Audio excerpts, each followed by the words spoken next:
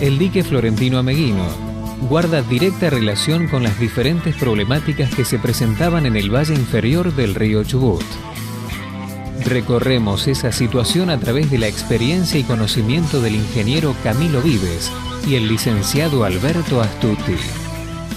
Yo llegué al Chubut en junio del 43 y desde junio del 43 hasta abril del 63 que se habilitó el Ameguino, o sea, en 20 años hubo 14 crecidas inundatorias con desborde de agua, es decir, aguas altas hubo más, pero en 14 oportunidades el agua desbordó del cauce del río e inundó gran parte del valle.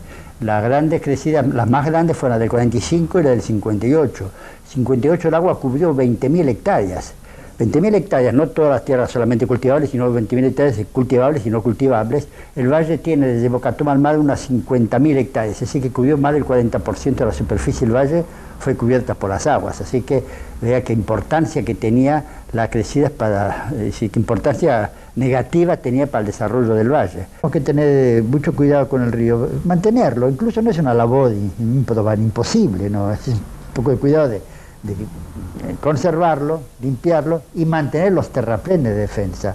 Los terraplenes de defensa que fueron hechos y que en gran parte todavía están, no cuesta mucho mantenerlos, porque usted tiene un terraplén hecho, entonces el momento del peligro, digamos, que se avecinan las aguas altas que pueden inundar, se forman comisiones. Antes se formaban comisiones de los mismos chacareros, supongamos que ahora no sea tan fácil formar así, aunque sean comisiones formadas por los poderes públicos, y recorren los terraplenes y van controlando de que no haya un escape, que no haya una fuga de agua. Es una labor de caminar un terraplén, pero hay que tener el terraplén construido previamente. Es imposible construirlo a último momento, es muy difícil. Lo que sí sabemos nosotros que esa comisión de defensa tenía un número determinado de personas bastante elevados que estaban en constante alerta, especialmente en los meses de mayo, junio, julio, agosto, hasta aproximadamente octubre. Esa alerta significaba que tenían sus elementos, sus palas, sus picos, luego se contaba también con los caballos y se contaba con las palas, ¿verdad? Las palas, creo que no recuerdo exactamente el nombre, pero había rastrones para 3 caballos y había solamente para 2 caballos. Y esos eran los elementos. Y había un fondo permanente para atender los gastos que demandaba la asistencia en esas condiciones. Y tenemos las listas, y no va a faltar el momento que la vamos a reproducir, de los apellidos de las personas que estaban encargados de hacer el cuidado y que percibían rigurosamente su peso 50, hablo de la década del 10, o sus 2 pesos por su trabajo realizado en la defensa del río. Eso es muy importante tenerlo en cuenta. Terminado el Ameguino, acabó con ese fantasma, por lo menos remedió las grandes crecidas se originaban en las cuencas superiores del río Chubut y todos sus afluentes cordilleranos, pero queda en pie, que lo hemos visto con bastante dolor de la gente, queda en pie el problema de las aguas que ocurran desde Ameguino hacia abajo, motivado por grandes lluvias y sumadas, en algunos casos sumadas, a las erogaciones que el Ameguino por su función deba cumplir como regulador del río. Es decir, que esta situación se produjo, el Ameguino se habilitó el 63 y la primera situación grave se produjo el 68, fines del 68. Fines del 68 cayeron en Ameguino, en la misma villa Ameguino, digamos, en el entorno del Ameguino, del dique Ameguino, una tormenta muy puntual, cuyo ancho no fue muy grande, gracias a Dios, y va a ver por qué se lo digo, que cayó en 70 milímetros en 45 minutos, es decir, que da una densidad por hora enorme, como de 90 milímetros. Esas aguas llegaron al valle. Felizmente, al ocurrir sobre el Ameguino, hubo la posibilidad de cortar el Ameguino inmediatamente, porque a las 3 horas o 4 horas de lluvia se estaba cerrando el Ameguino, que por otra parte la energía que generaba el Ameguino pudo ser sustituida sin ningún problema mediante la reposición de la térmica de la provincia, de la dirección energética, que estaba todavía como reserva fría. Hacía pocos meses que había funcionado el Ameguino hacía 2 meses que funcionaba el Ameguino como proveedor de energía, así que no fue problema poner en marcha de nuevo las máquinas. Esta presa fue construida sobre el río Chubut con la idea de poder contener las crecidas que año tras año a todo lo que es el valle del río Chubut, valle inferior del río Chubut, los tenía acostumbrados. Junto con ese propósito fue que fue el primero. El segundo era poder dotar a la zona de riego durante gran parte del año. Y tercero, poder generar energía eléctrica a efectos de poder solventar todo lo que sería el mantenimiento de la presa y poder dotar también a la zona del valle de la energía que para el año en que comenzó su construcción era tan necesaria. No existía el sistema interconectado, por lo que la presa empezó a albergar sus primeros volúmenes de agua, estando la central a medio de construir, y luego cuando ingresó a la central la tuvo que generar en forma aislada, porque el sistema interconectado todavía no estaba realizado. Actualmente la central ahora ya se encuentra interconectada y vuelca toda su energía al sistema que abarca toda la costa atlántica de Chubut y parte de Río Negro y Santa Cruz.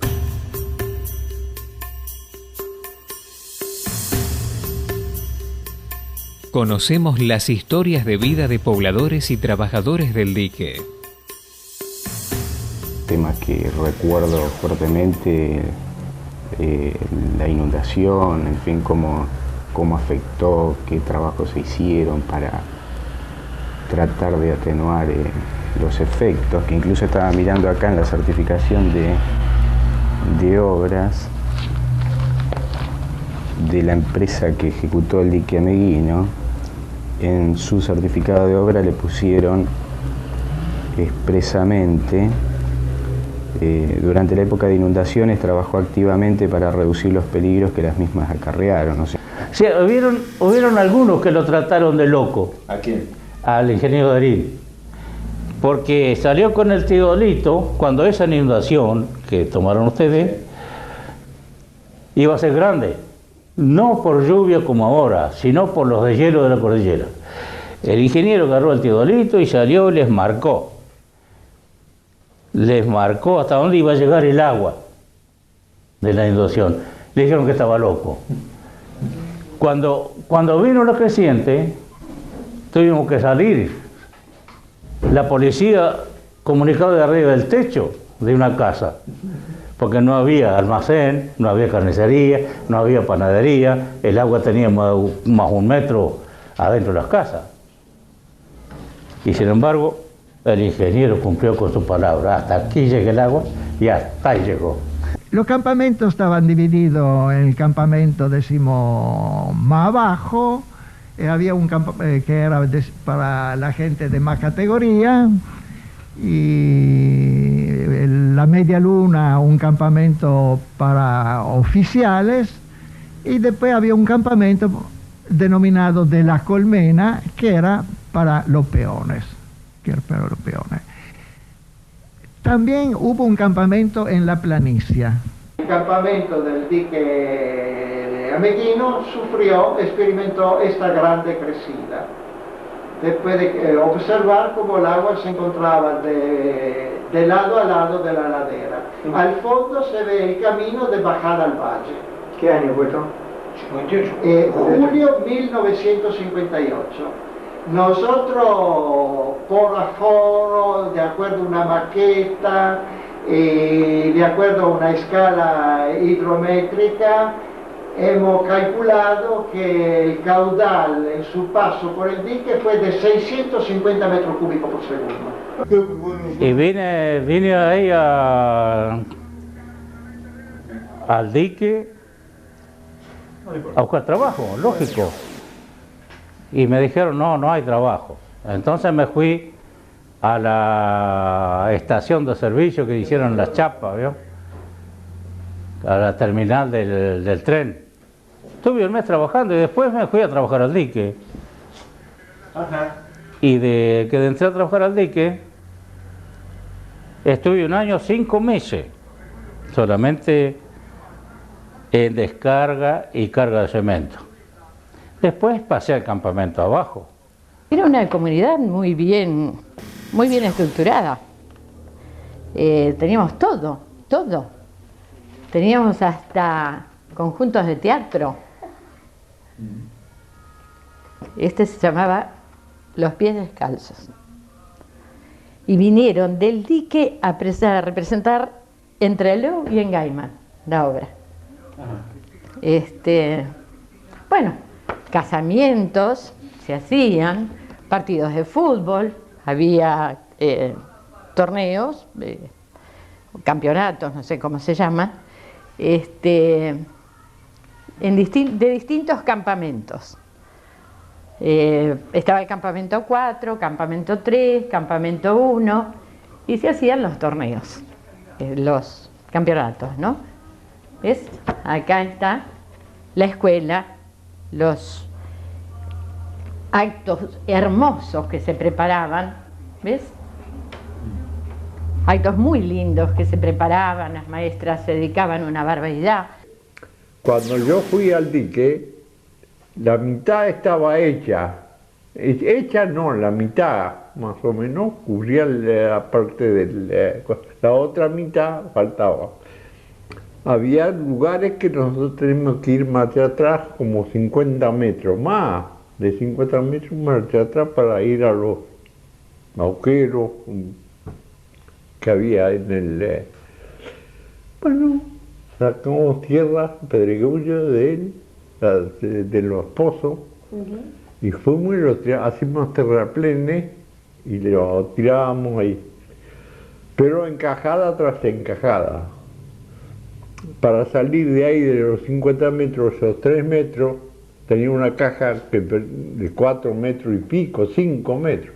Y ellos le metían 3 paladas repletas al camión. Pero apenas salíamos de ahí. El primer hormigón que se puso en el dique se puso con un carretillo. Con un carrito de esos 2 ruedas, ¿cierto? Lo pusieron frente a donde está el túnel chico, la salida. Ahí abajo hay una casa, una plazoleta. Ahí se hizo con carretilla. Después empezó el elemento 4. Después ya siguieron el 3, el 2 y el 1. Ahí yo empecé también de palero de hormigón, como le dije recién. Entrábamos a las 10 y no sabía la hora de salir. Había una trituradora de piedra que teníamos que ir para arriba, llevarla a la trituradora y tirar la piedra abajo, cuando era piedra grande. La tirábamos y ahí la trituraban y mandaban por cinta para abajo. Ahí hacían la clasificación, había 3 silos. 3 silos, le decíamos nosotros, no sé, acá sí. Como una grande, más chica y bien chiquita, ¿no? Y de ahí con eso hacían el encofrado. 500 escalones fueron los que tuvieron que bajar la gente del gobierno cuando vino a inaugurar el dique. En el año, no estoy segura si fue en el 63 o en el 65. Bueno, ese día habían mandado 2 helicópteros, uno de la Armada y otro de Agua y Energía, para traer la gente, porque el avión de Agua y Energía aterrizaba arriba. Había una pequeña pista de tierra, por supuesto, y aterrizaba arriba. Pero se levantó un viento bien patagónico de esos y empezaron no podían. Uno de los helicópteros levantó vuelo, lo llevaba contra las rocas, así que tuvieron que, los pilotos dijeron no porque es un peligro, así que tuvieron que bajar caminando. Y nosotros gozábamos, porque eso no lo pongan, por Dios, porque decíamos, sí saben lo que es la Patagonia, sí saben lo que es la Patagonia. Nos introducimos en la presa y la central hidroeléctrica, guiados por el ingeniero Luis Álvarez. El agua del río Chubut nace en las sierras cercanas a este paraje de Las Vallas, tanto en nieve como en lluvia, y todos los arroyos cercanos, más los aportes que se producen luego en el Gualjaina y otros arroyos, aguas abajo de ese lugar. Podemos observar que la presa se compone de 25 elementos independientes, todos, y tienen una altura de nivel superior, cota 170. En este momento nosotros nos encontramos en una galería, que es la galería inferior, que tiene cota 105. El nivel a la entrada es 101,50 y la fundación se encuentra aproximadamente en cota 80, 78, dependiendo cada elemento del cual se trate en función de la roca donde está posicionado. Podemos transitar la presa para poder observar los distintos componentes que posee a efectos de monitorear su estado, su nivelación, conforme se va presentando los distintos niveles de cota, las distintas temperaturas. Esto tiene una influencia térmica y una influencia por la presión de la columna de agua en el embalse. En el año 2004 pudimos observar una de las máximas crecidas que tuvo el río. El 8 de julio se registró uno de los mayores valores históricos del río, 820 metros cúbicos de manera instantánea. Pasó esa crecida, que fue la más grande de la historia registrada, y bueno, el embalse alcanzó un nivel importante, pero que fue laminado y fue erogado al curso inferior en los próximos 6 meses. No estamos ubicados en lo que es la sala de comando de la central Florentino Meguino. Desde aquí podemos operar los dos grupos principales de 30 MVA que tiene la central, y también lo que es el grupo auxiliar para situaciones de emergencia que posee. También se tiene lo que sería la playa de maniobras operando, porque es propiedad de Transpa, y podemos llegar a observarla en lo que sería este monitor que tenemos a la vista. En la actualidad nos encontramos operando con una sola máquina, la número 2, y la número 1 estamos próximos a colocarla ya en servicio después de varios meses de mantenimiento, un mantenimiento general que hemos realizado al grupo luego de 14 años sin intervenirlo. A su vez, en esta otra pantalla podemos observar lo que es la red de alerta que posee la central. Está compuesta por 14 estaciones y una estación maestra a la cual se reportan los datos, que está ubicada aquí en la central. Y tenemos en la cuenca baja estaciones pluviométrica y de nivel del río hasta la desembocadura en Rawson.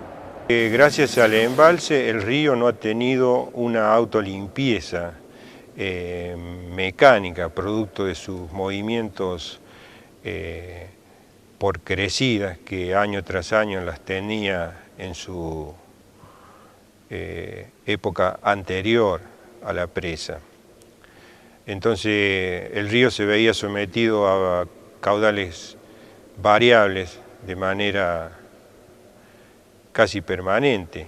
O sea, la historia cuenta que se puede cruzar el río en verano y en febrero, marzo, y a lo mejor en septiembre, octubre podía llegar a tener 500, 550 metros cúbicos por segundo cuando empezaba a llegar la crecida a esta zona.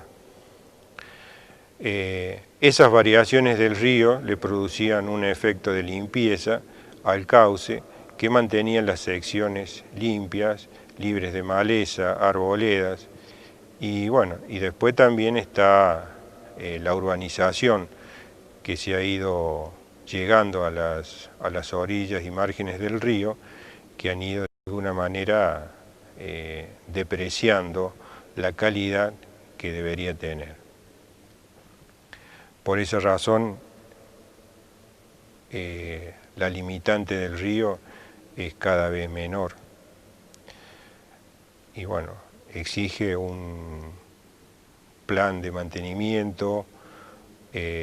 Sabemos que ya existen en la provincia planes directores para obras de defensas y atenuaciones de cañadones de los cuencos pluviales.